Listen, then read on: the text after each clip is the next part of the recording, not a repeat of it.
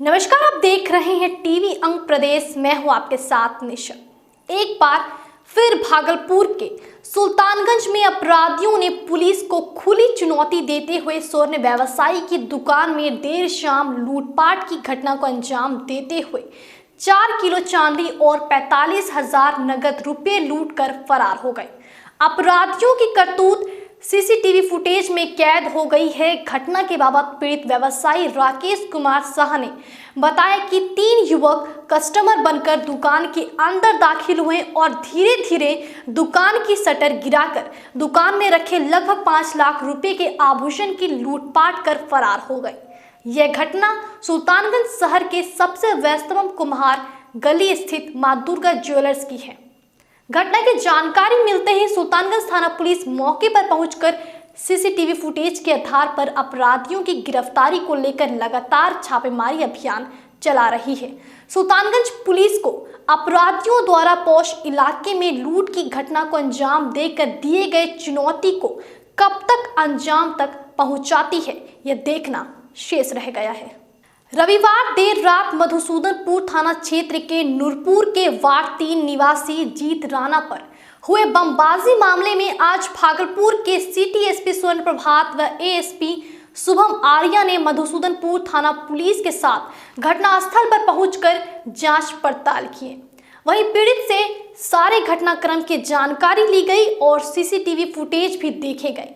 आपको बता दें कि बीते रविवार अपाची बाइक से आए 3 नकाबपोश अपराधियों ने जीत राणा को उसके घर के पास जैसे ही राणा अपने कार का गेट खोला और बाहर आया तो उसे दोनों अपराधियों ने हाथापाई कर गोली मारने का प्रयास किया, लेकिन तब तक उसका कारतूस गिर गया।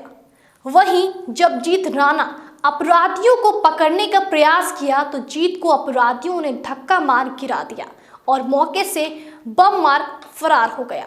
सारी घटना वहां लगे सीसीटीवी कैमरे में कैद हो गई है। सिटी एसपी ने कहा कि बदमाश जो भी हो बच नहीं पाएगा। अभी सीसीटीवी फुटेज हम लोग देख रहे हैं और 3 अपराधी दिखे हैं, बाइक पे सवार होकर आए हैं। उनकी पहचान की जा रही है, घटना कारण का पता लगाया जा रहा है। इस कार्यक्रम के प्रायोजक है अर्थ SRN dreams construction private limited Bhagalpur. हमारा सपना सबका घर हो अपना। भागलपुर शहर के नजदीक आवासीय एवं व्यावसायिक प्लॉट उपलब्ध हैं।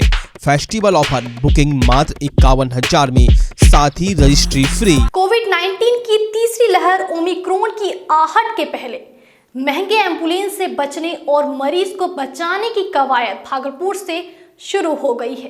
टोटो जैसे ई रिक्शा को इको फ्रेंडली एम्बुलेंस के रूप में इजाद किया गया है। उसके अंदर ventilator, oxygen, BiPAP, syringe pump और न्यूबिलाइजर जैसी लाइफ सपोर्ट सुविधाएं मौजूद की गई है। टोटो की डिजाइन अलग तरीके से की गई है। 40 किलोमीटर के दायरे में कहीं भी गंभीर मरीज के इलाज के लिए आना जाना संभव है।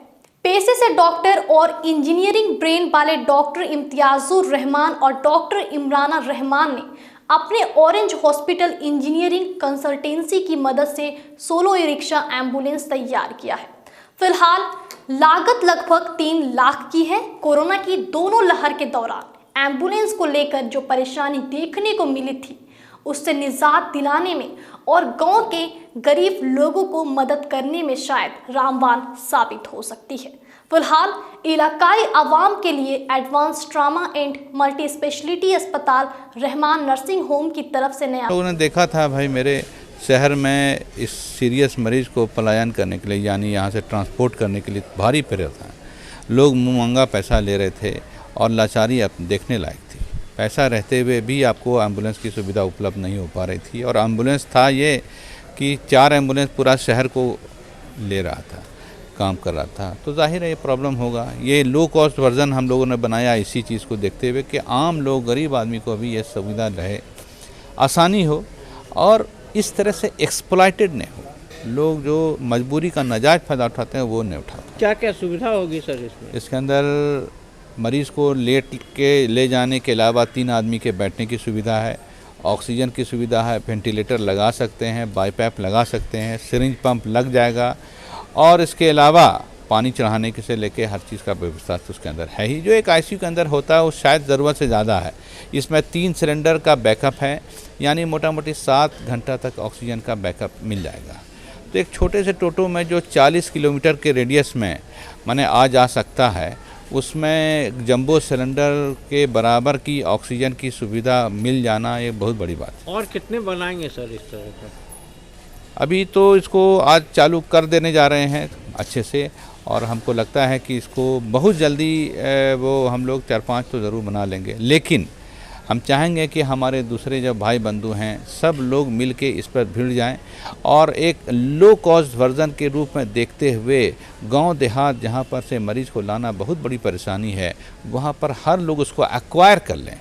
कोई ज़रूरी नहीं कि मैं ही बना के सब कुछ को दूं, लेकिन होना चाहिए कि इसको एकदम नकल कर लिया जाए। ये ओपन टू कॉपी है तो कोई दुश्वारी नहीं है, लोग उसको करें। लेकिन हम लोगों ने एक सस्ता रेट रखा है कि 150 रुपये में आप भागलपुर शहर के परिसर के अंदर मरीज को ला ले जा सकते हैं। महिला की गर्भावस्था में होने वाले किसी बीमारी के चलते या प्रसव होने के 42 दिनों के बाद नवजात की मौत, जिसे मैटरनल डेथ कहा जाता है, इस पर रोकथाम लगाए जाने को लेकर भागलपुर डिस्ट्रिक्ट हेल्थ सोसाइटी की ओर से जिला स्तरीय मैटरनल डेथ सर्वे के तहत प्रशिक्षण सर्वे और जागरूकता कार्यक्रम का आयोजन किया गया। जिला स्तर पर आयोजित कार्यक्रम का उद्घाटन civil surgeon doctor Umesh Sharma ने किया। स्थानीय होटल में आयोजित कार्यक्रम के दौरान MDSR और CDR प्रशिक्षण कार्यक्रम में काफी संख्या में डॉक्टर और आशा मौजूद थे। प्रशिक्षण के दौरान चिकित्सकों ने बताया कि बच्चे जो 7 दिनों के होते हैं उसकी मृत्यु दर ज्यादा होती है, उसके बाद 1 महीने के बच्चों की मृत्यु दर उससे कम होती है। जैसे जैसे बच्चे बड़े होते चले जाते हैं, मृत्यु दर में कमी आती जाती है। पहले निमोनिया, डायरिया, सेप्टिसीमिया के चलते बच्चों की काफ़ी मृत्यु होती थी, लेकिन जागरूकता चलाकर इस पर काफ़ी रोक लगाया गया है। NSUI के प्रदेश अध्यक्ष चुन्नू सिंह के द्वारा भागलपुर के कांग्रेस भवन में प्रेस कॉन्फ्रेंस आयोजित कर 15 दिसंबर को होने वाले शिक्षा बचाओ देश बचाओ कार्यक्रम की जानकारी दी। इस दौरान NSUI के प्रदेश अध्यक्ष चुन्नू सिंह ने वर्तमान केंद्र सरकार पर निशाना साधते हुए कहा कि वैश्विक महामारी कोरोना में अगर सबसे ज्यादा प्रभावित कोई हुआ है तो वह है छात्र छात्रा, जिसे काफी परेशानियों का सामना करना पड़ा है। कोरोना काल में केंद्र सरकार इस पर कोई संज्ञान नहीं लिए और उल्टे ऐसी योजनाओं को लाया गया जिससे छात्रों को परेशानी हो रही है। NSUI केंद्र सरकार की इस नीति का निंदा करती है और इसी को लेकर 15 दिसंबर को शिक्षा बचाओ देश बचाओ कार्यक्रम का आयोजन किया जा रहा है। भागलपुर जिले के सनहोला थाना क्षेत्र के अंतर्गत प्रखंड कार्यालय से सटा राजस्व कर्मचारी कार्यालय गेट और खिड़की के बीचों बीच मिला 3 खाली शराब का बोतल। राजस्व कर्मचारी कार्यालय के बगल में शराब का बोतल मिलने से आसपास चर्चे का विषय बन गया है। आपको बता दें कि स्पेशल शाखा के अधिकारी नंदकिशोर यादव जी के साथ प्रखंड के पदाधिकारी साथ ही एक थाना के पदाधिकारी मिलकर जांच कर रहे थे। इसी क्रम में शराब की बोतल मिली। उसके बाद जब अंचलाधिकारी से पूछा गया तो अंचलाधिकारी महोदय ने कहा कि राजस्व कर्मचारी 2 दिन की छुट्टी में है। वहीं आपको बता दें, राजस्व कर्मचारी ने यह भी कहा कि हम 2 दिन के छुट्टी पर हैं।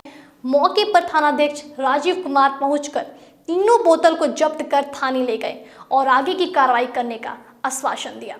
सूत्रों से पता चला कि प्रत्येक दिन देर शाम तक राजस्व कर्मचारी का कार्यालय खुला रहता है। इसी क्रम में एक वीडियो भी हाथ लगा जिसमें देर शाम राजस्व कर्मचारी का कार्यालय खुला हुआ है और कार्यालय से 10 मीटर की दूरी पर राजस्व कर्मचारी खुद किसी बाइक सवार से बात कर रहे हैं और उसके कार्यालय में कुछ अनजान व्यक्ति खड़े दिख रहे हैं।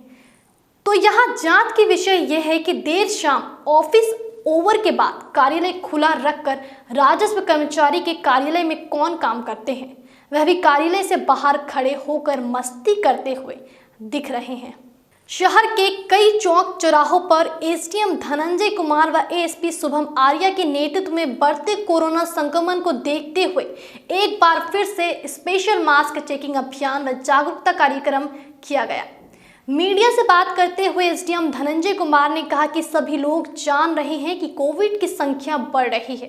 इस बाबत विभाग से भी निर्देश दिया था और हम लोग अपने बचाव के लिए भी मास्क पहनने को लेकर जागरूकता फैला रहे हैं और हर चौक चौराहों पर मास्क चेकिंग अभियान का भी अभियान चलाया जा रहा है।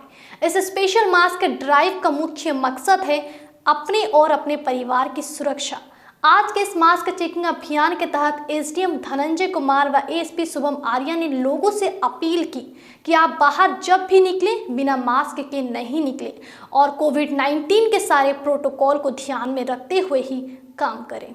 सभी लोग जान रहे हैं कि कुछ केसेस की संख्याएं बढ़ रही हैं कोविड से रिलेटेड, तो हम लोगों को भी विभाग से भी दिशा निर्देश था और ऐसे भी मास्क पहनने का जो अनुपालन होना है उसको सुनिश्चित कराना हमारी जिम्मेदारी भी है। उसी को देखते हुए आज स्पेशल मास्क ड्राइव चलाया जा रहा है। वरीय पुलिस पदाधिकारी के निर्देश पर आज ललमटिया थाना क्षेत्र में ललमटिया पुलिस द्वारा सघन मास्क चेकिंग अभियान चलाया गया। वहीं इस दौरान मास्क नहीं पहने लोगों से जुर्माने की राशि वसूली गई। वहीं ललमटिया थानाध्यक्ष मिथिलेश कुमार ने लोगों से अपील की कि कोरोना से बचाव के लिए हमें शारीरिक दूरी का पालन करना चाहिए और मास्क जरूर पहनने चाहिए।